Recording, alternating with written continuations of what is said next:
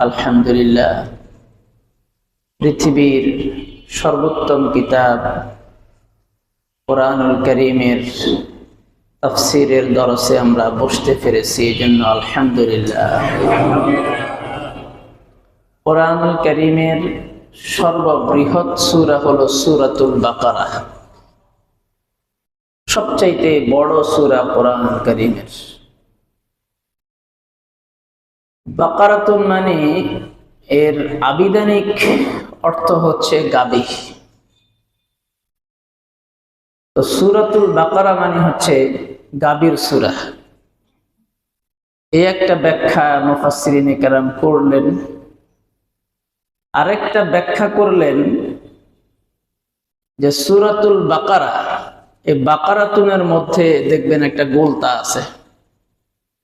আরবি শব্দগুলোর শেষে যদি গোলতা থাকে তো ওই শব্দটাকে স্ত্রীলিঙ্গ শব্দ বলা হয়। এখন সূরাতুল বাকারা, এই বাকারার শেষেও গোলতা আছে, এই জন্য এটার শাব্দিক অর্থ গাবি। কিন্তু অনেকে আবার বলেছেন যে এই বাকারাতুনের মধ্যে যে গোলতাটা আছে এটা স্ত্রীলিঙ্গের তা না, এটা হচ্ছে তায়ে জিনসিয়ত, একটা প্রকার বোঝানোর জন্য, জিন্স একটা প্রকার বোঝানোর জন্য। তার মানে বাকারাতুন মানে এখানে গাবি নয়, বাকারাতুন মানে হচ্ছে গরু। তো সূরাতুল বাকারা মানে গরুর সূরা। গরু বললে এর মধ্যে বলদ, ষাঁড়, গাবি সবকিছুই অন্তর্ভুক্ত হয়ে যায়। আর গাবি বললে শুধু গাবি বোঝায়। এই সূরাটাকে যখন রাসূলুল্লাহ সাল্লাল্লাহু আলাইহি ওয়াসাল্লাম সূরাতুল বাকারা হিসাবে এটাকে নামকরণ করলেন, অবহিত করলেন, তখন মদিনার অলিগলিতে যারা ইহুদি আছে তারা মুসলমানদেরকে দেখলে ঠাট্টা বিদ্রুপ করতে লাগলো, মস্কারা উপহাস করতে লাগলো, বলতে লাগলো যে তোরা যদি মানুষ হইতি তো তোদের ধর্মগ্রন্থের শুরুতেই গরুর সূরা, তোরা মানুষই না।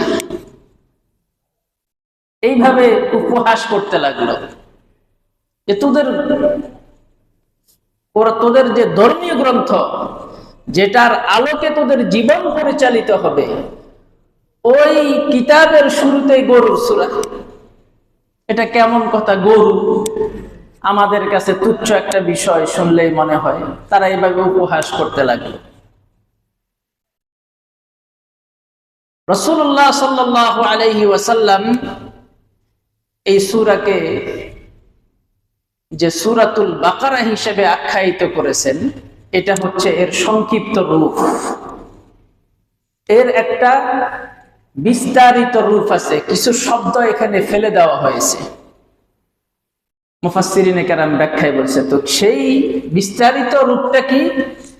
যে সূরাতুল বাকারা মানে হচ্ছে আস-সূরাতুল্লাতী যুকিরাত ফিহা ওয়াকিআতুল বাকারা। সূরাতুল বাকারা মানে হচ্ছে ওই সূরা যেই সূরার মধ্যে গরু সম্পর্কিত ঘটনা রয়েছে। সূরাতুল বাকারা মানে ওই সূরা যেই সূরার ভিতরে গরু সম্পর্কিত ঘটনা রয়েছে। এখন এই সূরাকে সূরাতুল বাকারা হিসেবে নামকরণ করলো কেন? এর তাৎপর্য কি? আরবি ভাষার ভিতরেও আছে, অন্য ভাষার মধ্যেও আছে এই বিষয়টা। আরবি ভাষায় বলা হয় যে তাসমিয়াতুল জুজ, তাসমিয়াতুল কুল বিইসমি জুজইহিল আহাম। সহজ বাংলা বোঝেন, সেটা হচ্ছে কোন একটা বস্তুকে তার কোন গুরুত্বপূর্ণ অংশ বিশেষের মাধ্যমে নামকরণ করা। এটা আমাদের বাংলা ভাষাতেও আছে। আগে বাংলা ভাষাটা বোঝেন। আপনি একজন ব্যক্তিকে জিজ্ঞাসা করলেন, ভাই বাড়ি কোথায়? অমুক গ্রাম, ধরেন মোহনপুর। তো মোহনপুর কোন বাড়ি? তো বলে যে ভাই চেয়ারম্যান সাহেবের বাড়ি। আচ্ছা, আপনারা বলেন তো, ওই চেয়ারম্যান সাহেবের বাড়িতে কি শুধু চেয়ারম্যান সাহেবে থাকে, আর কোনো লোকজন থাকে না? আরো অনেক লোকই থাকে, কিন্তু ওই বাড়িকে নামকরণ করা হয়েছে চেয়ারম্যান সাহেবের বাড়ি। কেন? তার কারণ হচ্ছে, যদিও ওই বাড়িতে অনেক আরো লোকজন থাকে, আরো অনেক ফ্যামিলি থাকে, অনেক ঘর আছে, কিন্তু চেয়ারম্যান হলো একজন জনপ্রতিনিধি, বিখ্যাত ব্যক্তি, পরিচিত ব্যক্তি, প্রশাসনের লোক। তার নামে যদি বাড়ির নামকরণ করা হয়, তাহলে এই বাড়িটা সকলেই চিনবে। এই জন্য ওই বাড়ির নামকরণ করা হলো চেয়ারম্যান সাহেবের বাড়ি, উকিল বাড়ি, চৌধুরী বাড়ি। কেমন? এইভাবে গুরুত্বপূর্ণ অংশ দ্বারা কি করা? নামকরণ করা। তো আল্লাহ পাক রব্বুল আলামিন এই সূরাটাকে সূরাতুল বাকারা হিসেবে নামকরণ কেন করলেন? এই সূরার মধ্যে বনি ইসরাইলের বিখ্যাত একটা গরুর ঘটনা আছে। গরুর একটা কি আছে? ঘটনা আছে। তো ওই যে বলেছিলাম, কোন একটা জিনিসকে তার গুরুত্বপূর্ণ অংশ বিশেষের দ্বারা নামকরণ করা।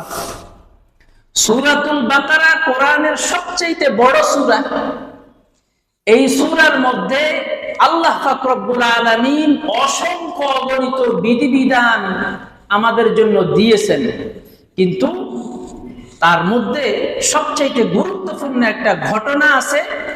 ওই ঘটনাটা গুরুত্বপূর্ণ, তো এই গুরুত্বপূর্ণ অংশ দিয়ে এই সূরার নামকরণ করে আল্লাহ পাক রব্বুল আলামিন সমস্ত মুসলমানদের উম্মতে মুসলিমের দৃষ্টি আকর্ষণ করলেন। কি জন্য করলেন? যে শোনো আমার হাবিবের উম্মতেরা, এই গরুর ঘটনা দিয়ে এই সূরার নামকরণ করলাম তোমাদেরকে এই বিষয়টার দিকে ইঙ্গিত দেওয়ার জন্য, যে এই গরুর ঘটনা শুনেই তোমরা এটাকে তুচ্ছ বিষয় মনে করবা না। এই গরুর ঘটনার মধ্যে তোমাদের জন্য শত শত শিক্ষা রয়েছে, তোমাদের জীবনের জন্য শত শত শিক্ষার পয়েন্ট রয়েছে, গুরুত্বপূর্ণ বিষয় রয়েছে। এই জন্য এই সূরাকে গরুর সূরা বলে আল্লাহ পাক রব্বুল আলামিন নামকরণ করেছেন, আমাদের দৃষ্টি আকর্ষণ করার জন্য। যে ওই ঘটনা কিন্তু যেমন তেমন ঘটনা নয়, ওটা অনেক গুরুত্বপূর্ণ একটা ঘটনা। ওই ঘটনার মধ্যে তোমাদের জীবনের জন্য অনেক শিক্ষা, অনেক উপদেশ, জীবন চলার অনেক পাথেয়, অনেক গুরুত্বপূর্ণ পয়েন্ট আছে। এই জন্য আমি এই সূরার নামকরণ করেছি সূরাতুল বাকারা, গরুর সূরা। আরো একটা রহস্য মুফাসসিরিনে কেরাম বলেছেন গবেষণা করে, যে শুরুতে গরুর সূরা দিয়ে শুরু করলেন আর শেষ করলেন মানুষের সূরা দিয়ে, সূরাতুন নাস। কি দিয়ে? মানুষের সূরা দিয়ে শুরু করলেন, গরুর সূরা দিয়ে, আর শেষ করলেন সূরাতুন নাস, মানুষের সূরা দিয়ে, কুল আউযু বিরাব্বিন নাস। আল্লাহ তাআলা এটা বুঝাইলেন, বান্দারে এই কোরআনে যা কিছু আছে শুরু থেকে শেষ পর্যন্ত, এই সব কিছু যদি মানতে না পারো, তাহলে তুমি মানুষ হলেও গরুই থাকবা, প্রকৃত মানুষ কোনোদিন হইতে পারবা না। তুমি গরুই থাকবা। বরং উলাইকা কাল আনআমি বাল হুম আদাল, বরঞ্চ গরুর চাইতে আরো নিকৃষ্ট হবে। বলে কেন? গরুর তো হিসাব হবে না, তোমার হিসাব নিকাশ হবে।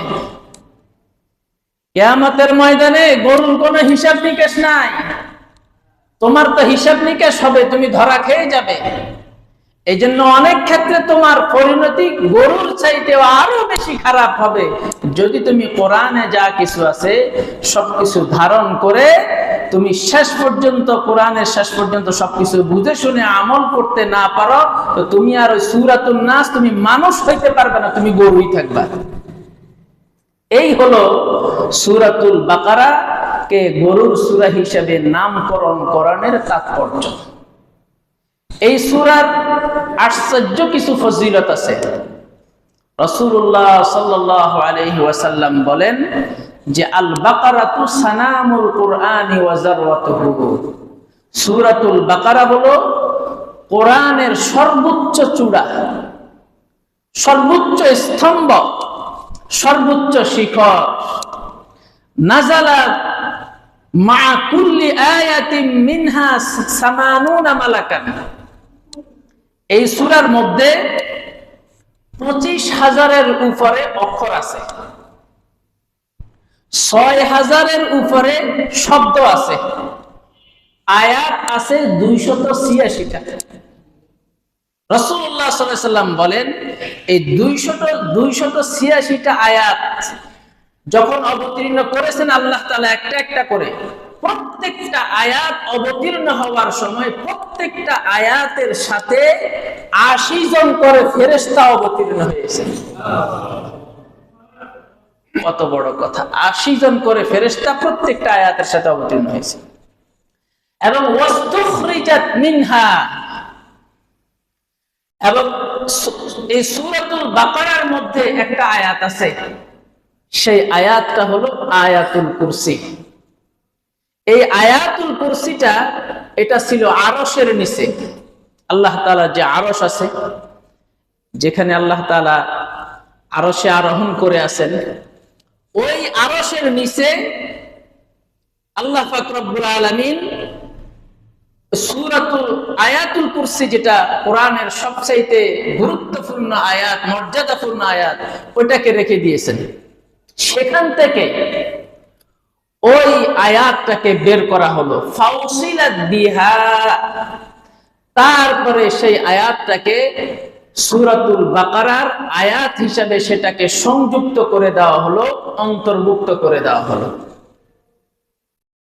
আল্লাহর রাসূল সাল্লাল্লাহু আলাইহি ওয়াসাল্লাম আমাদেরকে বলেছেন, আমার উম্মত, ফাইন্নাল বাইতাল্লাযী তুকরাউ ফীহি সূরাতুল বাকারা, যেই ঘরের মধ্যে সূরাতুল বাকারা তেলাওয়াত করা হয়, পড়া হয়, লা ইয়াদখুলুহু শাইতান, ওই ঘরে শয়তান প্রবেশ করতে পারে না।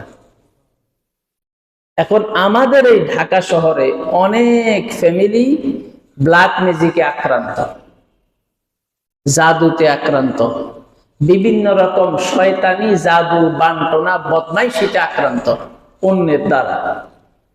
আমার কাছে অনেক লোক আসে, তো আমি প্রথমে মাপ চেয়ে নিই যে আমি এই ধরনের পেশায় জড়িত না, এগুলো আমি জানি না। তারপরে বলে যে, তো হুজুর আমরা কোথায় যাব এখন, একজন ভালো লোক দেখিয়ে দেন। তো আমি আমার জানা মতে যাদেরকে ভালো জানা আছে তাদের নাম বলে দেই অথবা নাম্বার দিয়ে দেই। এখন আমরা যদি ঘরের মধ্যে সূরাতুল বাকারা পড়ি, তো ওই ঘরের মধ্যে শয়তানও প্রবেশ করতে পারবে না। আবার শয়তানের যত কর্মকাণ্ড আছে, জাদু, বান টোনা, এগুলো হচ্ছে সব জিন্নাত, শয়তানের কাজ, এগুলো সব শয়তানের কাজ। সুতরাং আপনি যদি ঘরের মধ্যে সূরাতুল বাকারা তেলাওয়াত করেন, তো সেই ঘরের মধ্যে এই সমস্ত কিছু জিন্নাত প্রবেশ করতে পারবে না। ওই ঘরের ফ্যামিলির লোকদেরকে ব্ল্যাক ম্যাজিক, বিভিন্ন ধরনের জাদু, বানটনা, এগুলোতে আক্রান্ত করতে পারবে না। রাসূলুল্লাহ সাল্লাল্লাহু আলাইহি ওয়াসাল্লাম আরো বলেন, কোন ঘরের মধ্যে যদি শয়তান থাকে, জিন্নাত শয়তান, খবিশ শয়তান, এগুলো থাকলে, তো যখন সূরাতুল বাকারা ওই ঘরের মধ্যে তেলাওয়াত করা হয়, তখন ইয়াফিরু মিনাল বাইতিল্লাযী ইউসমাউ ফীহি সূরাতুল বাকারা, তেলাওয়াত শুরু হওয়ার সাথে সাথেই শয়তান পালিয়ে যেতে থাকে। এজন্য কারো ঘরের মধ্যে যদি আপনি অনুভব করেন আপনার বিবিকে ডিস্টার্ব করতেছে, আপনার বাচ্চাকে কেমন যেন ডিস্টার্ব করতেছে, বা আপনার বাচ্চা কেমন যেন টুকটাক অস্বাভাবিক আচরণ করতেছে, কেমন, তো আপনি ঘরের ভিতরে নিজে নিজেই সূরাতুল বাকারা তেলাওয়াত করা শুরু করবেন। লম্বা সূরা, 2.5 পারা, আপনি অল্প অল্প করে পড়েন। আজকে 1 পৃষ্ঠা পড়লেন, কালকে 1 পৃষ্ঠা পড়লেন। বাকারার তেলাওয়াত কি থাকুক, জারি থাকুক। এটার দ্বারা আপনি ওই ফায়দাটা অর্জন করতে পারবেন। রাসূলুল্লাহ সাল্লাল্লাহু আলাইহি ওয়াসাল্লাম বলেন, তাআল্লামু সূরাতুল বাকারা, তোমরা সূরাতুল বাকারা শিখো। ফাইন্না আখযাহা বারাকাতুন, এই সূরাতুল বাকারা তেলাওয়াত করা, এটাকে আমল করা, এটা শহীদ, আবার এটাকে আঁকড়ে ধরা, এটা হচ্ছে বরকত। ওয়া তারকাহা হাসরাতুন, সূরাতুল বাকারা না পড়া, এটার তেলাওয়াত একদম টোটালি না করা, এটা ছেড়ে দেওয়া, এটাকে পড়া না বুঝা, হ্যাঁ, এটাকে এর মধ্যে আল্লাহ কি বলেছেন সেটা বুঝার চেষ্টা না করা, এটা হচ্ছে আমাদের জন্য আফসোসের কারণ। আফসোসের কারণ। রাসূলুল্লাহ সাল্লাল্লাহু আলাইহি ওয়াসাল্লাম আরো বলেন, ইকরাউজ জাহরাওয়াইন, তোমরা দুই উজ্জ্বল সূরা তেলাওয়াত করো। দুই উজ্জ্বল সূরা কি? একটা হলো সূরাতুল বাকারা আর একটা হলো সূরাতুল আলে ইমরান। এটা তেলাওয়াত করলে কি ফায়দা হবে? ফাইন্নাহুমা তাতিয়ানি ইয়াউমাল কিয়ামাহ, এই দুটোটা সূরা কিয়ামতের দিন, যখন কিয়ামতের মাঠে কোন ধরনের ছায়া থাকবে না, প্রচন্ড উত্তাপ থাকবে, যে উত্তাপের ধরন আর প্রক্রিয়ার কোন বর্ণনা আমরা দিতে পারবো না, ওই উত্তাপের ভিতরে সূরাতুল বাকারা আর সূরা আলে ইমরান যারা তেলাওয়াত করবে, ওই দুই সূরা মেঘমালা হয়ে ছাতার মতো তাকে ছায়া দিবে। সূরাতুল বাকারা কিয়ামতের সেই কঠিন ময়দানে আপনাকে সূরাতুল বাকারা ছায়া দিবে এবং আপনার ব্যাপারে আল্লাহ তাআলার সাথে বিতর্ক করবে। যখন আপনার ব্যাপারে আপনার ভয়াবহ আপনার সিদ্ধান্ত হয়ে যাবে, তো এই সূরাতুল বাকারা এবং সূরা আলে ইমরান আল্লাহ তাআলার সাথে কাকুতি মিনতি করে, দরখাস্ত করে আপনাকে মুক্ত করে জান্নাতে প্রবেশ করাইবে। এই হলো সূরাতুল বাকারা। ক্বালা রাসূলুল্লাহ সাল্লাল্লাহু আলাইহি ওয়াসাল্লাম লা তাস্তাতিউল বাতালাহ, সূরাতুল বাকারা যে ব্যক্তি পড়বে, ওই ব্যক্তিকে, বাতালা মানে এখানে জাদুঘর, জাদু, বানটনা, জিন্নাত, কোন ধরনের কোন শয়তানি শক্তি, অপশক্তি, এগুলি কখনো তাকে আক্রান্ত করতে পারবে না। এই সূরাতুল বাকারা আল্লাহ পাক রব্বুল আলামিন আমাদের সকলকে এই সূরাতুল বাকারাটা পড়ার তৌফিক দান করেন। আমিন। আজকে আমরা সূরাতুল বাকারার নামকরণের কারণ, তাৎপর্য জানলাম এবং ফজিলত জানলাম। এই ফজিলতটা অন্তত আমাদেরকে জেনে আমাদেরকে আমল করার তৌফিক দান করেন। আর এর সাথে আরেকটা সূরা পারলে তেলাওয়াতের মধ্যে যুক্ত করে নেবেন প্রতিদিন, সেটা হলো সূরাতুল মুলক। যেমন রাসূলুল্লাহ সাল্লাল্লাহু আলাইহি ওয়াসাল্লাম বলেছেন, সালাসুনা আয়াত, 30টা আয়াত সম্বলিত একটা সূরা আছে। ওই সূরাটা যেই ব্যক্তি নিয়মিত তেলাওয়াত করবে, তো ওই সূরা তার জন্য কবরের আযাব থেকে তাকে রক্ষাকবচ হিসেবে, রক্ষাকারী হিসেবে দাঁড়াবে। অর্থাৎ ওই ব্যক্তির কবরের মধ্যে যদি কোনো আযাব হওয়ারই থাকে, দুনিয়ায় এই সূরাতুল মুলককে সে আঁকড়ে ধরার কারণে, নিয়মিত তেলাওয়াত করার কারণে সূরাতুল বাকারা তার জন্য সুপারিশ করবে, তার কবরের আযাব হতে দিবে না, তাকে কবরের আযাব থেকে রক্ষা করবে। তো কোরআনের এক এক সূরার এক এক ফজিলত আছে। সূরাতুল বাকারার ফজিলত জানলেন, তারপরে এই সূরার শেষে আরো দুইটা, একদম শেষে দুটো আয়াত আছে, আমানার রাসূল থেকে একদম শেষ পর্যন্ত। ঘুমানোর সময় যদি এই দুইটা সূরা, এই দুইটা আয়াত যদি কোনো ব্যক্তি তেলাওয়াত করে, তো সারা রাত্রির তার নিরাপত্তার জন্য, তার রাত অত্যন্ত সুন্দরভাবে ভালো ঘুমের জন্য, সার্বিক দিক থেকে তার নিরাপত্তার জন্য ও দুটো আয়াত যথেষ্ট হয়ে যায়। এজন্য এই সূরাতুল বাকারাতে অনেক জ্ঞান, অনেক ইলম আমাদের জন্য আছে। তা আপনারা এখন কি করবেন? মসজিদে আপনারা আসার পরে, সুন্নত পড়ার পরে আপনাদের হাতে সময় থাকে, আমি সামনে কমিটিকে বলবো যে প্রত্যেক ফিলারে এমন একটা ব্যবস্থাপনা যাতে করে দেওয়া হয়, এবং সামনের কাতার গুলাতে যে সুন্নত পড়া শেষ, এখন সময় আছে, প্রত্যেক কোরআনের তরজমা থাকবে, বসে বসে বসে বসে পড়বেন। সহজ ভাষায় যে তর্জমাগুলো আছে ওগুলো থাকবে, ওগুলো আপনারা পড়বেন, বুঝবেন। কিছু অনুবাদ আছে আপনারা সহজেই বুঝবেন, আর কিছু জায়গা আছে আপনারা বুঝবেন না, খটকা লাগবে, একটু ঝাপসা ঝাপসা লাগবে। তখন ভালো আলেম যারা আছে তাদের সাথে ওই জায়গাটা একটু আলোচনা করে নিলে আপনার কাছে স্পষ্ট হয়ে যাবে, বুঝলে এই জায়গাটা বুঝলাম না, এখানে কেমন যেন লাগতেছে। তখন উনি আপনাকে আপনার গ্রাম্য ভাষার উদাহরণ দিয়ে আপনাকে উনি বুঝাই দেবেন, তখন আপনার কাছে ক্লিয়ার হয়ে যাবে।